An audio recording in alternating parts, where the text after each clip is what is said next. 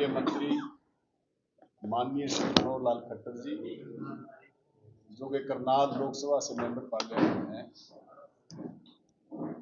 भारत के संविधान के निर्माता, पूरे भारतवर्ष के लिए आदरणीय बाबा साहब अम्बेडकर जी के बारे में उन्होंने जो अपने विचार व्यक्त किए हैं, ये भाजपा की विचारधारा है। इसलिए बार बार भाजपा ये कहती है, जैसे पार्लियामेंट में देश के गृह मंत्री जी ने कहा था कि अम्बेडकर अम्बेडकर अम्बेडकर ये बात बोली थी, तो भाजपा बाबा साहब अम्बेडकर का कोई आदर नहीं करती, कोई रिस्पेक्ट नहीं करती। ये भारतवर्ष जानता है, पूरा भारतवर्ष का दलित समाज जानता है। हम उनकी कड़े शब्दों में निंदा करते हैं और जो भारत का संविधान बना, जितने भी उनके साथ साथी थे एक टीम के, सब ने अपनी अपनी राय रखी और उस सारे व्यवस्था को जो एक रूप दिया जिसका दुनिया में नाम है, वो बाबा साहब अम्बेडकर जी ने दिया। और इसलिए भारत के संविधान के निर्माता बाबा साहब अम्बेडकर का नाम लिया जाता है और पूरा हिंदुस्तान भारत के संविधान को मानता है। पूरी दुनिया हमारे संविधान की प्रशंसा करती है और हम भाजपा के केंद्रीय मंत्री मनोहर लाल खट्टर जी की कड़े शब्दों में निंदा करते हैं और हम ये कहते हैं कि पूरी भाजपा की सरकार पूरे हिंदुस्तान में दलित समाज के खिलाफ है। पिछले दिनों जो वाई पूर्ण कुमार जी ने आत्महत्या की, वाल्मीकि जी ने रायबरेली में की, और जिस तरह के उनकी हमारे हिंदुस्तान के चीफ जस्टिस ऑफ इंडिया पे जूता फेंका गया, ये इन बातों के प्रमाण है कि भाजपा की सरकार दलित समाज के खिलाफ है। अब मेरे साथी दोनों जिलाध्यक्ष हैं, गाबा साहब और राजेश जी, ये भी अपनी बात रखेंगे और साथी सीनियर हमारे साथ हैं, वो भी अपनी बात रखेंगे। रजत लाठी जी यूथ के हैं, वो भी रखेंगे। इस समय देश इतने गंभीर संकट से जूझ रहा है। बीजेपी सरकार पिछले लंबे समय से एक योजनाबद्ध तरीके से दलित, वंचित और पिछड़ों वर्ग को टारगेट कर रही है। ये जो SIR आया, इसमें भी सबसे ज़्यादा जो वोट काटे गए हैं वो दलित, वंचित और पिछड़े समाज से है। तो एक साजिश की जा रही है। इस बार तो इन्होंने हद कर दी। एक ऐसे व्यक्तित्व को जिसको पूरा संसार जानता है, आपको मैं बता दूं, बाबा साहब डॉक्टर भीमराव अंबेडकर, जिन्होंने 32 डिग्रियां ली हुई है और PhD कोलंबिया यूनिवर्सिटी से, D science, D Litt London University से, उनसे जितना पढ़ा लिखा पूरे संसार में नहीं है। और जो ड्राफ्टिंग कमेटी है हमारी, ड्राफ्टिंग कमेटी जिसने कि इस देश का संविधान तैयार किया, जिसके बारे में मनोहर लाल खट्टर जी को मालूम नहीं है कि जब नागरिकता का बिल जो आया था ना, वो भी अंबेडकर साहब ने डाला था संविधान के अंदर, जिसके तहत बाहर के लोग भी, जो हमारे लोग बाहर से आए, जब बंटवारा हुआ तो उनको नागरिकता जो मिली है ना, वो बाबा साहब डॉक्टर भीमराव अंबेडकर की वजह से मिली। बाबा साहब डॉक्टर भीमराव अंबेडकर ने, जो ड्राफ्टिंग कमेटी में 7 लोग थे, उसमें गोपाल स्वामी अयंगर, अपने कृष्ण गोपाल स्वामी अय्यर, के मुंशी और TT कृष्णमाचारी, 7 लोग थे टोटल और ड्राफ्टिंग कमेटी के अध्यक्ष थे। जब 26 नवंबर 1949 को भारत का संविधान बनकर तैयार हुआ और 26 जनवरी 1950 को लागू हुआ, तो कृष्णमाचारी जी ने, TT कृष्णमाचारी ने कहा था, जब संविधान तैयार हुआ और उसको पंडित जवाहरलाल नेहरू उनको सौंपा, तो उस समय कृष्णमाचारी ने कहा था कि अंबेडकर जी, ये तो आपने कर दिखाया, आप अकेले थे जिन्होंने कर दिया, ये रिकॉर्डेड है, ये रिकॉर्ड में है, ये चीज कृष्णमाचारी जी का भाषण वो रिकॉर्ड में है। शुरू में 379 मेंबर थे इसके संविधान सभा के, और उस समय हमारे देश में 12 स्टेट थी, 12 स्टेट से चुन गए 229, और बाकी जो राजा महाराजा वाले थे उस कैटेगरी से आए थे, और बाकी जब पाकिस्तान बना तो 90 उधर चले गए। हमारे हरियाणा से भी 2 सदस्य रहे, हमारे चौधरी रणवीर हुड्डा जी और हमारे प्रोफेसर यशवंत राय रहे। ये सब कुछ रिकॉर्डेड है। उनको ऐसे नहीं कहते हुए संविधान निर्माता है। 7 लोगों की कमेटी के वो ड्राफ्टिंग कमेटी के चेयरमैन थे और सब उन्होंने किया। वो उन्होंने कैसे किया? गोलमेज कॉन्फ्रेंस हुई 1935 में, हमारे गवर्नमेंट ऑफ इंडिया एक्ट बना, उसमें 50% जो लिखा था ना वो बाबा साहब अम्बेडकर ने लिखा था। उनको तो दूसरे लोग बुलाते थे, उनसे बड़ा फिलोसफर नहीं था कोई, उनसे बड़ा कॉन्स्टिट्यूशन का जो नॉलेज वाला था कोई था ही नहीं पूरे देश में और विश्व में भी नहीं था। उसको तो खुद कहा कि भाई आप आइए और आप इसके बनिए। तो इस पर अगर कोई एक ऐसा व्यक्ति जो संवैधानिक पद पर विराजमान हो और इस प्रदेश का 2 बार मुख्यमंत्री रहा, तो ये बड़ा दुर्भाग्यपूर्ण है कि इतने बड़े पद पर बैठा आदमी एक ऐसी शख्सियत के बारे में जो भारत रत्न भी है, भाई आप छोड़ दीजिए। ये देश को आप डिवाइड एंड रूल से चला रहे हैं। आपने हमारा ये पूरा हरियाणा भी जाति में बांट दिया। मतलब इस समय नफरत का एक ऐसा बीज बो दिया। लेकिन मैं आज मीडिया के माध्यम से ये चेतावनी देना चाहता हूँ बीजेपी सरकार को, सुधर जाओ। अगर आपने बाबा साहब डॉक्टर भीमराव अंबेडकर की तरफ आंख उठाने का काम किया तो हम उस आंख को फोड़ने का काम करें।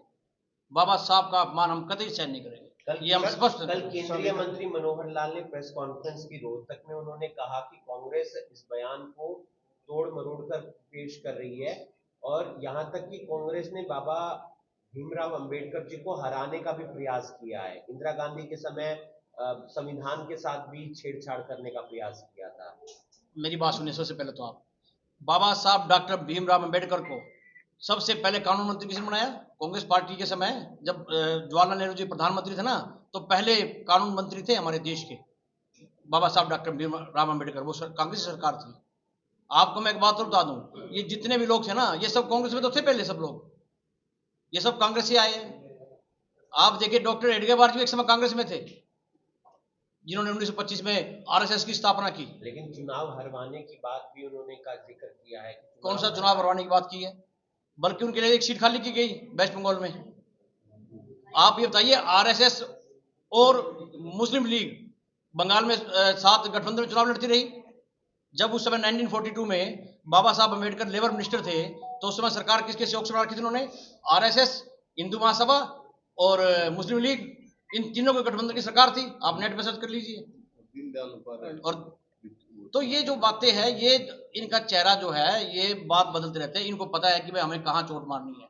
ये इस देश की जो व्यवस्था है वो जातिवाद पर आधारित करना चाहते हैं। लेकिन आज हमारा 36 बरादरी के लोग इस देश में अमन चैन से रहना चाहते हैं। लेकिन बीजेपी अंग्रेजों की राह पर डिवाइड एंड रूल की पॉलिसी अपना रही है और हम ये कभी बर्दाश्त नहीं करेंगे। सर, संविधान अनुच्छेद, देखिए मैं आपको बताता हूँ, संविधान सभा जब 1946 में एस्टेब्लिश की, उस समय देश का बंटवारा नहीं हुआ था और उस समय करीब 389 लोग इसमें मेंबर थे टोटल। और जब देश का विभाजन हुआ तो 299 हमारे देश में बचे। और उसके संविधान सभा के जो अध्यक्ष थे वो डॉक्टर राजेंद्र प्रसाद जी थे, जो देश के प्रथम राष्ट्रपति थे। आप देखिए, जब भी कोई कमेटी, कुल 23 कमेटियां बनी थी जब हमारे देश का संविधान बना, तो उस समय 23 कमेटियां बनी थी। हर कमेटी का काम होता है, आप देखिए छोटा सा फंक्शन करते हैं, कोई कल्चरल कमेटी बनाते हैं हम, लेकिन ड्राफ्टिंग कमेटी तो समझते ना आप, जब कोई तैयार करता है, किसी ड्राफ्ट बनाता है, तो मेन कमेटी कौन सी होती है? Drafting committee. उसमें 7 लोग थे और 7 लोगों में से जब इसको सौंपा तो कृष्णमाचारी का रिकॉर्डेड है वो, उन्होंने बोला कि भाई आपने कर दिखाया। मैक्सिमम 7 में से भी है ना जी, मैक्सिमम लोग, 2 तो बीमारी रहे, 2 रिजाइन दे गए बीच में, खेतान साहब ने रिजाइन दिया। तो सारा जिम्मेदारी जो भार था वो अंबेडकर जी के कंधों पर था। ये खुद एक्सेप्टेड है, उन्होंने किया है जो सदस्य थे। तो इसमें तो कोई दोहराई नहीं होनी चाहिए कि भाई बाबा साहब ने, देखिए जितना आज हम लोग फ्रीडम की बात करते हैं, फ्रीडम ऑफ स्पीच कौन लेकर आया? फंडामेंटल राइट्स किसने डाले? ये अंबेडकर साहब ने डाले, सबके सब। तो उनके योगदान को अगर कोई व्यक्ति जुटलाएगा तो वो जुटलाने वाला नहीं है। बहुत से लोग आए मंत्री बन के चले गए, ये भी चले जाएंगे, लेकिन बाबा साहब अम्बेडकर तो अमर है, वो तो अमर हो गए। उन्होंने तो दलित समाज के साथ साथ नहीं, उन्होंने महिलाओं का, किसान का, वो बहुत सी चीजें लेके आए। महिलाओं के लिए लेके आए, वोट का अधिकार लेके आए। ने पहले वोट का अधिकार ही नहीं था महिलाओं को, बाबा साहब तो लेके आए हैं। उनका मिशन जो है वो 1927 में एमएलसी बने थे बॉम्बे से पहली बार, तो तब से उनका स्टार्ट है। क्या कुछ ऐसा क्या? देखिए, मैं तो यही कहूंगा, जो बीजेपी है ये नोकिंग करती है, ये नोक करके देखती है कि इसका क्या असर रहेगा। जैसे प्रज्ञा ठाकुर से महात्मा गांधी के बारे में बुलवाया तो उसका रिएक्शन देखा, अगर उनके फेवर में आ गया तो उसको भुनाते हैं, अदरवाइज वो उसको एक आदमी क्रिटिसाइज कर देता है। फिर बात आ गई अनुराग ठाकुर जी कुछ बोल देते हैं तो इनकी अब जैसे इन्होंने अंबेडकर साहब के बारे में बोल के नोकिंग की, इनको था कि कोई दूसरी जाति बिरादरी या धर्म के लोग इस पर क्या रिएक्शन देंगे, और अगले ही दिन वो फिर अपने बयान से उसको लीपापोती करने में लग गए। तो मैं तो यही कहूंगा कि बीजेपी नोकिंग करके देखती है, समाज को बांटने की कोशिश करती है। अगर किसी मुद्दे पे उनको मिल गया तो समाज बट गया तो उनका फायदा हो जाएगा, अदरवाइज कोई तीसरा आदमी आके माफी मांगे। रोहित जोशी जी कांग्रेस के प्रदेश अध्यक्ष हैं, उनके खिलाफ चार्जशीट जो है दायर की गई है 12 साल बाद एक मामले को लेकर, उन पर सीडी भ्रष्टाचार के कांड कोई- आरोप हैं। देखिए, क्या कहना मैं एक बात बताना चाहता हूँ, जो आदमी कांग्रेस में है, जो भाजपा के विपक्ष में है देश के अंदर, ये सब के ऊपर कहीं न कहीं आरोप लगाते हैं। 12-13 साल से तो सीडी कांड का कोई जिक्र नहीं। अब वो हमारी पार्टी के प्रेसिडेंट बन गए तो इनको सुहा नहीं रहा, इनको लगता है कि बीसी ओबीसी की वोट तो भी कांग्रेस के साथ चली जाए। तो ये इनका भाजपा की सरकार का ये काम है, और कई बार कांग्रेस कह चुकी है कि इनके पास एक मशीन है, जो उस मशीन में से गुजर जाता है वो साफ सुथरा हो जाता है, और जो कांग्रेस में दूसरी पार्टियों में रहता है विपक्ष में, वो इनको बुरा लगता है, उसी के बारे में ये कुछ न कुछ करते रहते हैं। ये इनकी साजिश का हिस्सा है, और हम ये समझते हैं कि भाजपा अब कांग्रेस पार्टी के, राहुल गांधी जी के, खड़गे जी के, केसी वेणुगोपाल जी के, बीके हरिप्रसाद जी के इस फैसले से भाजपा डरती है, इसलिए उन्होंने ये काम किया है। और भाजपा का जो रूप देख रहे हैं, दलित जो रूप, आप पूरे ये हरियाणा में नहीं पूरे भारत में देखा है।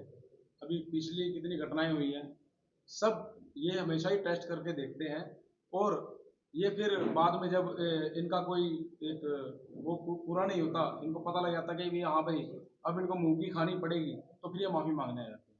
मनोहर लाल खट्टर जी की आप वीडियो देखिए, उन्होंने क्लियर बोला है कि ये कोई लिखने का इतिहास बहुत लंबा रहा है, केवल बाबा साहब ही नहीं थे। आपको बता दूं, पहले इसमें 389, जैसे हमारे ग्रामीण अध्यक्ष जी ने बताया था, 389 सदस्य थे संविधान सभा के, तो उसमें से जब बंटवारे के बाद 299 रह गए। उसके बाद जो ड्राफ्टिंग कमेटी, जो फाइनल कमेटी थी, उसमें 7 सदस्य थे, उनमें से एक की मृत्यु हो गई थी, एक अमेरिका चले गए थे, एक अपने जो इस्तीफा दे दिया था जिन्होंने, और बाद में जो सदस्य थे वो संस्था के कामों में बिजी रहे।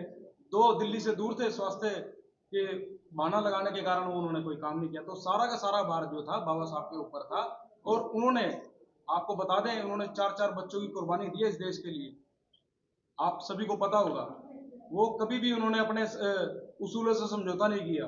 गोल मेज कॉन्फ्रेंस जब हो रही थी लंदन के अंदर, तब बाबा साहब के बच्चे की जब लाश घर में पड़ी थी, तब भी उन्होंने इस देश के लिए अपने बच्चों को नहीं देखा, बल्कि करोड़ों देशवासियों को अपना माना उन्होंने, और अपना काम निरंतर करते रहे। तो बाबा साहब जैसी शख्सियत को अपमानित करना ये कतई भी बर्दाश्त नहीं होगा, कांग्रेस पार्टी कतई भी सहन नहीं करेगी। और मैं तमाम उन अम्बेडकरवादी संस्थाओं का, अम्बेडकरवादी साथियों का धन्यवाद करना चाहता हूं, जो समय समय पर इनकी जो भी कोई प्रतिक्रिया होती है तो उसका मुंह तोड़ जवाब देते हैं।